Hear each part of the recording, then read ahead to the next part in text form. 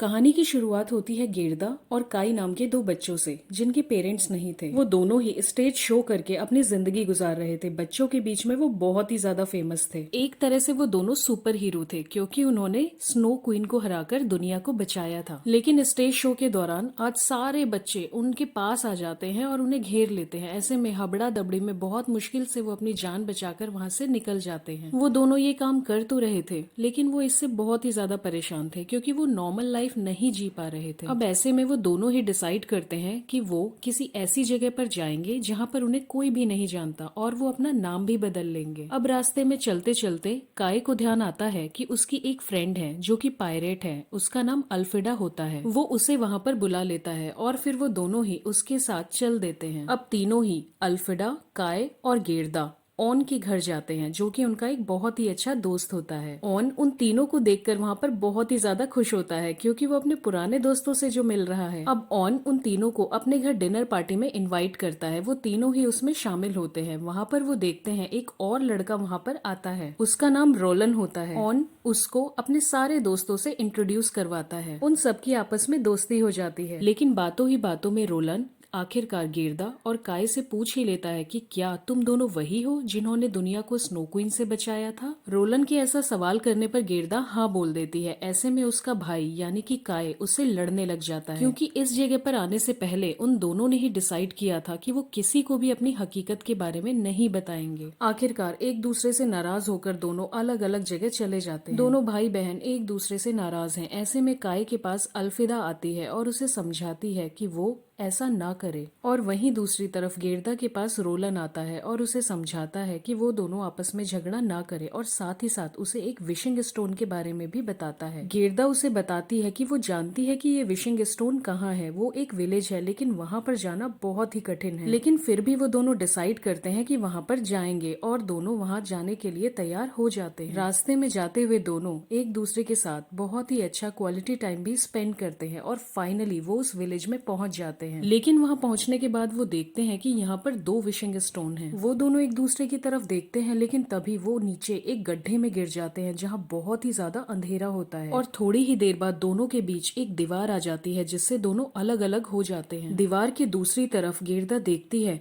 कि रोलन बहुत ही ज्यादा परेशानियों का सामना कर रहा है। वो किसी न किसी तरह उसे वहाँ से बचा के निकाल लेती है। अब वो दोनों ही वहाँ से सुरक्षित बाहर निकल जाते हैं लेकिन वो देखते हैं कि रास्ता पार कर पाना बहुत ही मुश्किल था। लेकिन आखिरकार कठिनाइयों का सामना करते हुए वो विशिंग स्टोन तक पहुंच ही जाते हैं और फाइनली विशिंग स्टोन पर हाथ रखकर वो अपनी विश मांगना शुरू करते हैं। तभी वो चारों तरफ देखते हैं कि बर्फ और आग का एक घेरा बना हुआ है जिसने उन्हें चारों तरफ से घेर लिया है। और इसी बीच वो स्नो क्वीन को भी देखते हैं जो ये कहती है कि आज सूर्यास्त होने के बाद एक तारा निकलेगा जिसके बाद हमेशा के लिए पूरी दुनिया पर स्नो क्वीन का ही राज हो जाएगा। थोड़ी देर बाद ही वहाँ पर माहौल एकदम शांत हो जाता है लेकिन उस शांति के माहौल के बाद दोनों बहुत ही ज्यादा हैरान हो जाते हैं क्योंकि जहाँ एक तरफ गेरदा पर स्नो क्वीन हावी होने लगती है वहीं दूसरी तरफ रोलन भी फायर के डेविल के इफेक्ट से बच नहीं पाता। यानी दोनों के पास एक तरह की शक्ति आ जाती है। जैसे गेरदा स्नो क्वीन की तरह बर्फ के तूफान को छोड़ती है वहीं दूसरी तरफ रोलन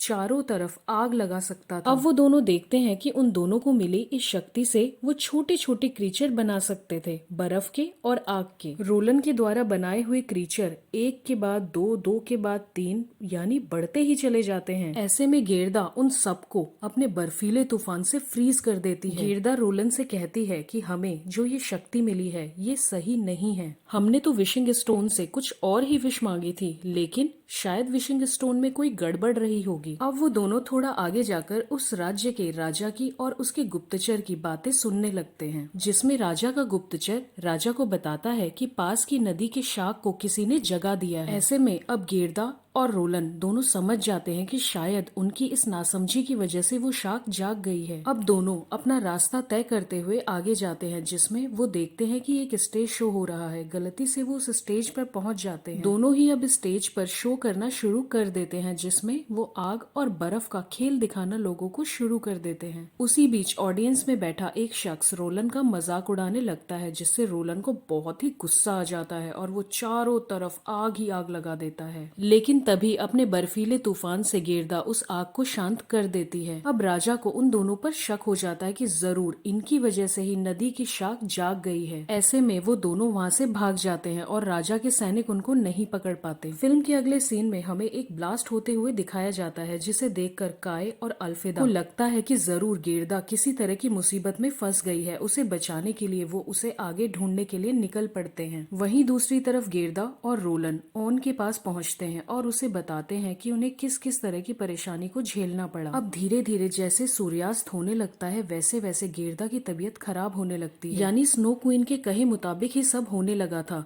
सूर्यास्त होते ही गेरदा की मौत हो जाती, एक तारा निकलता और उसके बाद स्नो क्वीन का ही पूरी धरती पर राज होता। ऐसे में अब वो तीनों डिसाइड करते हैं कि उन्हें दोबारा से उस विशिंग स्टोन के पास जाना चाहिए और अपने विश को रिवर्स करना चाहिए। दोबारा से उसी जगह पर जाने के लिए गेरदा अपनी बनाई हुई बर्फ की गाड़ी में उन सब को लेकर चल पड़ती है और फाइनली कई मुसीबतों का सामना करने के बाद वो दोबारा उस विशिंग स्टोन तक पहुंच जाते हैं और विशिंग स्टोन पर हाथ रखकर वो दोनों अपनी विश को रिवर्स करना शुरू कर देते हैं। आखिरकार जिससे गेरदा एकदम पहले की तरह ठीक हो जाती है और स्नो क्वीन का असर उस पर से एकदम खत्म हो जाता है। वहीं दूसरी तरफ हमें दिखाया जाता है कि रोलन ने विशिंग स्टोन पर हाथ न रख के अपनी विश को रिवर्स नहीं किया, क्योंकि बचपन से ही वो इसी तरह का एक सुपर हीरो बनना चाहता था, जो कि अब वो बन चुका था। इसलिए उसने अपनी विश को रिवर्स नहीं किया। गेरदा के कई बार समझाने के बावजूद भी वो ऐसा नहीं करता और चारों तरफ आग ही आग फैलाना शुरू कर देता है। और धीरे धीरे सूर्यास्त के बाद एक तारा चमकता है, जिसके बाद रोलन एक राक्षस में बदल जाता है जो आग फैलाता है। इधर हमें दिखाते हैं कि कई मुसीबतों का सामना करके आखिरकार काय गेरदा तक पहुंच ही जाता है और वो दोनों एक दूसरे को हग करते हैं और साथ ही साथ एक दूसरे से माफी भी मांगते हैं। इधर